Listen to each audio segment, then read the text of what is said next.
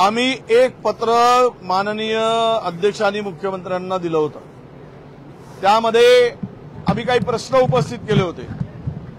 त्याचा खुलासा मुख्यमंत्र्यांनी करावा असं त्या ठिकाणी ठरलं होतं, परंतु मुख्यमंत्र्यांनी आमच्या पत्राच्या जे काही प्रश्न होते त्याला बगल दिली, त्याला उत्तर दिलं नाही।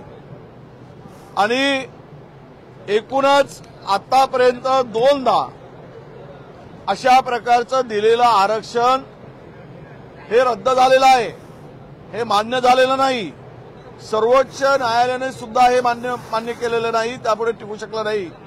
गायकवाड समितीच्या अहवालाला आधार घेऊन या सगळ्या परिस्थितीमध्ये म्हणजे मला वाटतं की हे फसगत करणारं फसवं सरकार आहे आणि पुन्हा एकदा मराठा समाजाची या सरकारने फसगतच केली हे येणाऱ्या दिवसामध्ये तुम्हाला सगळ्यांना दिसणार आहे। महाराष्ट्र बघेल। याचं कारण असं आहे की हे 10% आरक्षण देत असताना खरं तर याला आधार कुठला हा पूर्णतः ठोस आधार नाही। हा कायद्याच्या सचोटीमध्ये निकषामध्ये बसणारे नाही। आम्हाला समर्थन यासाठी द्यावं लागलं की आम्ही विरोध केला तर आमच्या नावाने विरोध केला म्हणून त्याच्या नावाने बोंबाबोंब मारली गेली असती। आणि वस्तुस्थिती ही आहे की निवडणुका मारून न्यायचे। मागच्या वेळेस जसं 2019 मध्ये फडणवीस सरकारने निवडणूक काढून घेतली मराठा समाजाची मतं घेऊन आणि नंतर फसगत झाली हे सिद्ध झालं। अशीच आता मराठा समाजाची फसगत करण्याचं काम या शिंदे सरकारने केलेली आहे।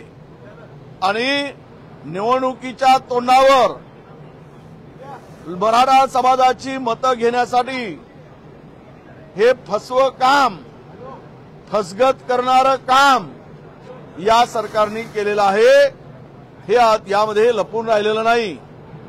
बिल येण्यापूर्वीच शहरामध्ये जी बॅनर झळकलीत, उद्या त्या बॅनरची अवस्था काय असेल हे मराठा समाजाला जर पटलं तर बॅनर टिकतील, नाही पटलं तर बॅनर दिसतील का हे येणारा काळ सांगेल।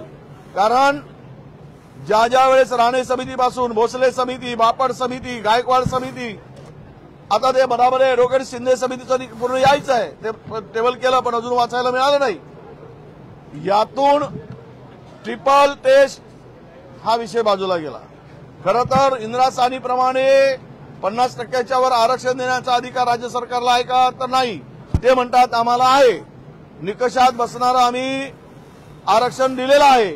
पण आम्ही दिलेल्या पत्राचं उत्तर जे जरांगे पाटलाच्या बरोबर चर्चा झाली, बंददार चर्चा झाली आणि आंदोलन मागे घेतलं गेलं आणि त्यावरून जे काही परिपत्रक काढलेलं होतं त्यावरून गुलाल उधळला गेला आणि त्यातही त्यानंतर जे काही बिल आलं या बिलामध्ये 10% मराठा समाजाला आरक्षण देण्याचं प्रावधान केलं गेलं।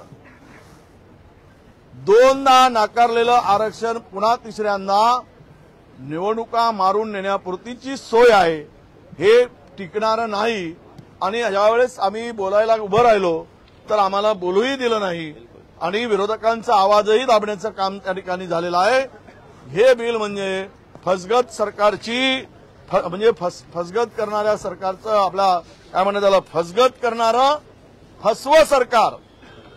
सगळ्या ठिकाणी बळीराजाची फसगत अशीच करता येते, बेरोजगार युवा युवतींची हे फसगत करणारं फसवं सरकार आहे। आरक्षण प्रकरणी आता त्यांनी ते सिद्धच केलेलं आहे।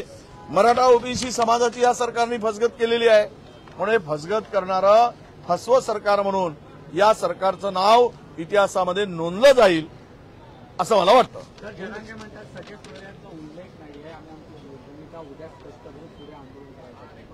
ना आता हे बिल म्हणजे मी सांगितलं की इकडे ओबीसीलाही गृहीत धरून त्यांनाही बोलत ठेवायचा, त्यांनाही फसवत ठेवायचा आणि मराठा समाजाला सुद्धा असंच फसवायचं। केवळ उद्या परवा 8 दिवसामध्ये आचारसंहिता लागू होईल, मग आंदोलन विषय संपला आणि हे ढोल पिटवत बसतील।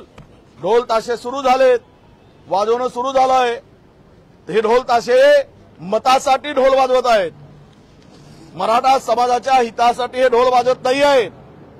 हे ढोल उद्या जे यांच्या स्वागताचे अभिनंदनाचे नाही आहेत, मराठा समाजाला उद्ध्वस्त करण्यासाठी आनंद असुरी आनंदाचे ढोल आहेत असं मी मानतो.